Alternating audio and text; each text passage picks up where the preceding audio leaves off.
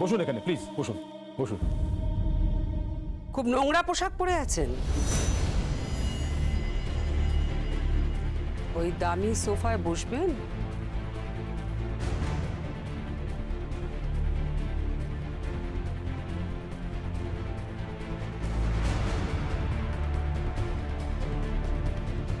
অপমান করছেন?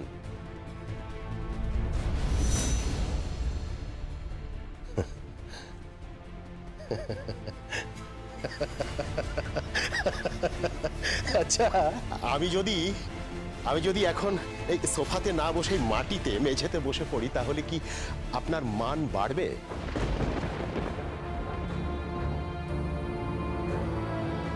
না না, মেঝেতে কেন? আপনি প্লিজ, আপনি সোফায় বসুন প্লিজ। আগে না না, ওনার এই কথার পর আমার আর বসার প্রবৃত্তি নেই। আসলে কি জানেন ম্যাডাম, বাইরের ধুলোবালিতে, বাইরের আবর্জনায় এই পোশাক নোংরা হয়ে যেতেই পারে, সেটা আবার কেচে নিলেই সেটা পরিষ্কার হয়ে যায়। কিন্তু মনটা যদি নোংরা হয়ে যায়, অন্তর যদি নোংরা হয়ে যায়, তাহলে সেটা তখন আর গঙ্গা জলেও শুদ্ধ হয় না, সেটাকে আর পরিষ্কার করা যায় না। মাস্টার মশাই, ঠিক,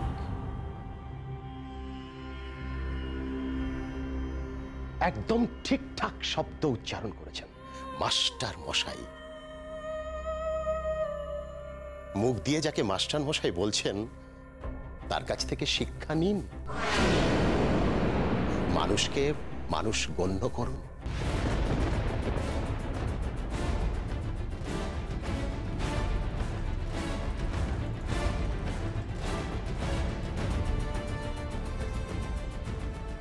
ইন্দ্রজিৎ দেববাবু, আমি গরিব কিন্তু অসহায় নই।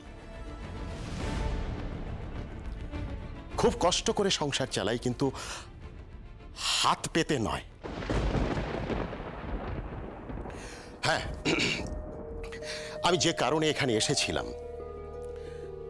আমার মেয়ে জামাইকে অষ্টমঙ্গলায় একটু বাড়িতে নিয়ে যাব, সেই আমন্ত্রণ জানাতেই এসেছিলাম। দয়া করে ওদের একটু পাঠিয়ে দেবেন। না না, ভয় নেই, বা অমর্যাদা হবে না, ভয় নেই। আমরা খাই না খাই, জামাইকে মাংস ভাত খাও, ভালো বিছানা দেব, মাথায় তুলে রাখবো, ভয় নেই, ভয় নেই। গরিব হতে পারি, কিন্তু মনটা বড়, হৃদয়টা অনেক বড়। আসি।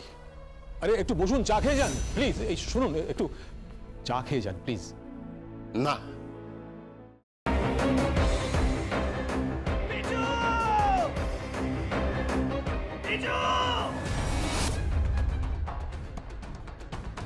কি করে করতে পারলে তুই?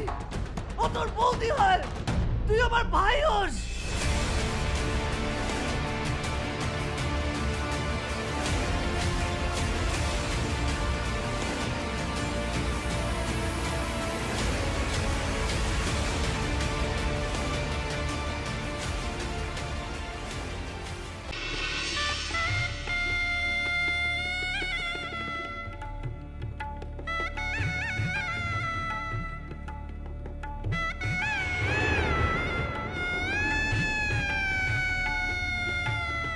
বুঝতে পারছি না আরো একটা বড় ব্লান্ডার করলাম কিনা।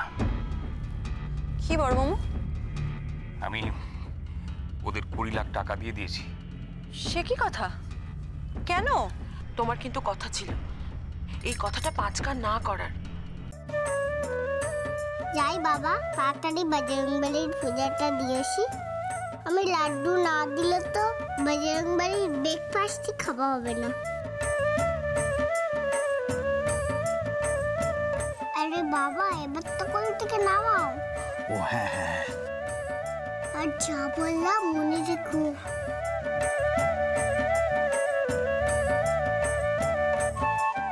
ইয়া ইয়া সাবধানে সাবধানে দেখে।